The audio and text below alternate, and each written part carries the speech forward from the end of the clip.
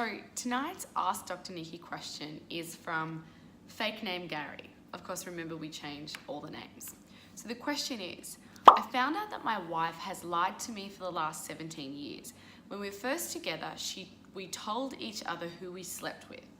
I just found out that she had a one-night stand with one of my best friends and she wasn't drunk, even though she told me she was drunk and can't remember his name. Also, my wife and me don't have sex a lot. It's lucky to be once every 6 weeks. I try and all she says to me is she's tired, sore, sick, is something going on? Should I worry about?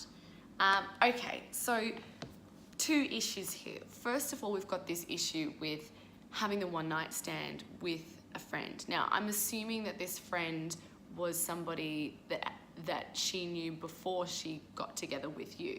Now, if that's the case, you can understand that that's a really awkward situation to be in. We all have a sexual past, and especially for women, I find that we're shamed and guilted into having too much sex. Or what happens if we've hooked up with somebody from our boyfriend's circle or partner's circle?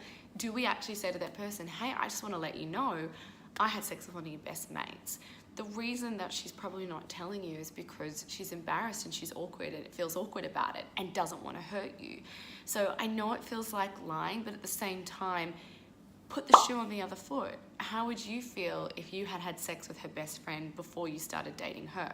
Would you try and actually hide that from her with the intention of protecting her? Because that's a very awkward situation to have in your relationship. You'll probably see each other at social gatherings, you'll see each other at barbecues, and you won't be able to get out of your head, oh, my wife had sex with that person. Or your wife's probably thinking, oh God, I had sex with my husband's best friend. So try and not see that as something that's necessarily malice, and hopefully you can see that the intent was there not to make it an awkward situation for you or not to hurt you. Now, in terms of not having sex, it's a really common thing when people are in a long-term relationship and the sex starts to dwindle. Now, there's a whole lot of factors that can contribute to this, but I often think when women are the ones that are pulling away from sex, the first thing you actually need to do is have a look at resentment. You know, is there something else that's going on in the relationship that she's holding on to? Because when women hold on to issues, they shut down sexually. They might be angry and they don't necessarily want to turn around and make love to you and be nice to you if they're holding on to something. So it's always important to have a look at what's happening outside of the bedroom. The next issue is sexual boredom. It's only, very normal that you're having sex with the same person and probably in the same way. It's not so much the person that I'm concerned about, but we all have this usual sexual behavior pattern. There's a little bit of foreplay, or maybe there's no foreplay, there's intercourse, then it's over. Eventually that gets boring. Just like if you were to walk the same way to work every day, you would find that utterly boring as well.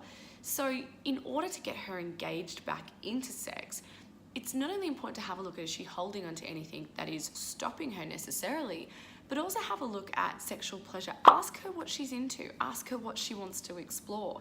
Does she want more foreplay? Does she want sex toys?